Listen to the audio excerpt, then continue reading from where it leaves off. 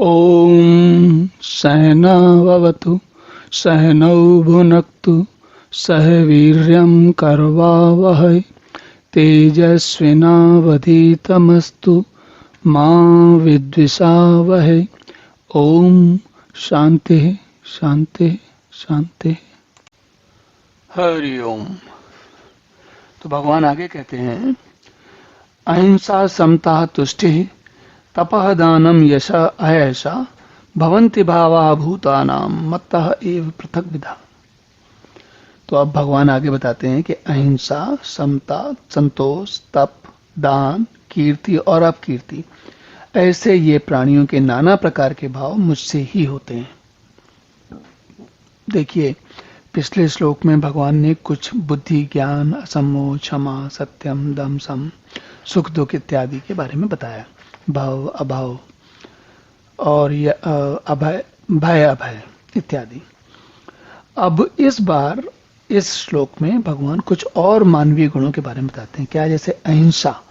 अहिंसा मतलब वो स्थिति, वह गुण हमारे अंदर जब हम हिंसा कर सकने की स्थिति में होते हैं लेकिन हिंसा नहीं करते। और भाव मतलब कोई क्या, ऐसा हो वैसा हो, यही हो जाए, वो ना हो इत्यादि, ये सब क्या है? ये भाव है। और समता का अर्थ होता है बराबर एक दूसरे को बराबर समझना। और तुष्टि का अर्थ होता है संतोष। जैसे होता है ना कि हमें मिल गया, इतना चाहिए था, अब बहुत अच्छा है, इसके आगे नहीं चाहिए। तो ये स्थिति होती है संतोष की।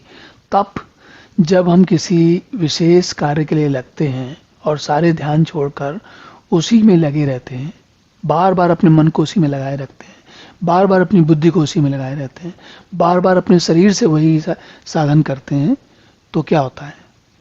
हमारे मन में उसकी एक विशेष ऊर्जा बन जाती है। वह ऊर्जा, वह स्थिति तप कहलाती है। दान का अर्थ यहाँ पर, हम दान को सब वैसे तो सभी जानते हैं, लेकिन साधारण शब्दों में समझ लें तो दान वो स्थिति है जो आपके पास है और आप दूसरे के साथ उसको साझा करने को तैयार हो, और उसके लिए कोई प्रतिकार नहीं चाहते, कुछ उससे काम नहीं कराना चाहते, बगैर कोई काम करवाए जब आप किसी को कोई चीज दे देते हो तो वो क्या है? दान है।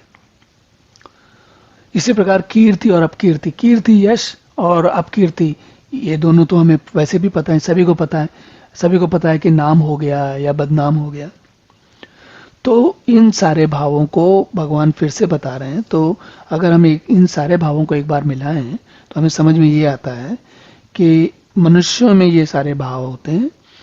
भगवान लिख तो रहे हैं कि सारे भाव भूता नाम। देखिए, भूता नाम का मैंने कहा ना कि जितने भी भूत होते हैं, भूत मतलब जो चेतन प्राणी है, लेकिन ये सारे भाव आपको चेतन प्राणियों में मतलब मछली में नहीं मिलेंगे, और ये शेर में नहीं मिलेंगे, हिरण में नहीं मिलेंगे, खरगोश में नहीं मिलेंगे, चूहे में नहीं मिलेंगे, बंदर में नहीं मिलेंगे, है ना। तो ये सारे के सारे भाव जो हैं वो मनुष्यों में होते हैं।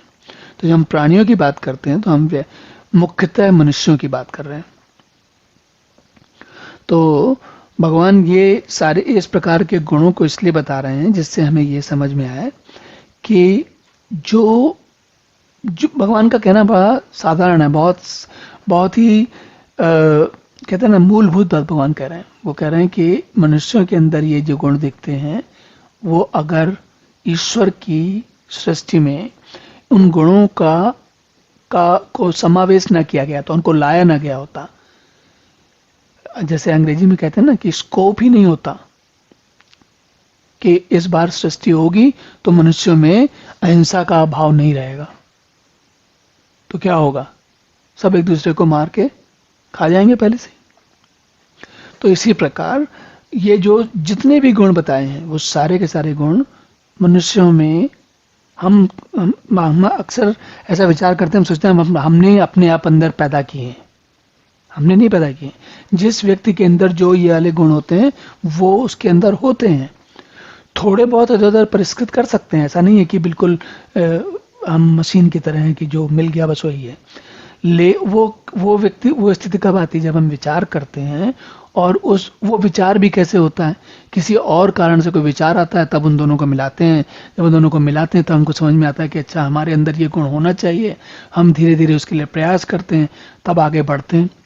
तब भी ऐसा नहीं होता कि कोई व्यक्ति पूर्णतः बदल जाता है।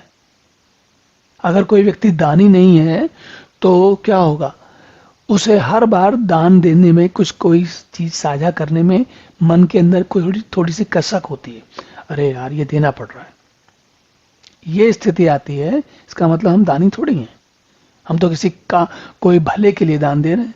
दान का अर्थ बहुत साधारण है। दान का अर्थ है कि हम अपने मन से, हमारा मन हो कि हम दूसरों को भी अपनी अपनी चीजें दे दें, और हमारे पास ना रहे तब भी दे दें। ना रहे मतलब ऐसा भी हो जाए कि हम अपनी सारी चीज दूसरे को दे दें और हमारे पास उसका कोई भी भाग ना बचे, तब वो स्थिति दान कहलाती है। चलिए अब अगले श्लोक देखते हैं। ओम पूर्णमदः पूर्णमिदं पूर्णात् पूर्णमुदच्यते पूर्णस्य पूर्णमादाय पूर्णमेवावशिष्यते। ओम शांति शांति शांति।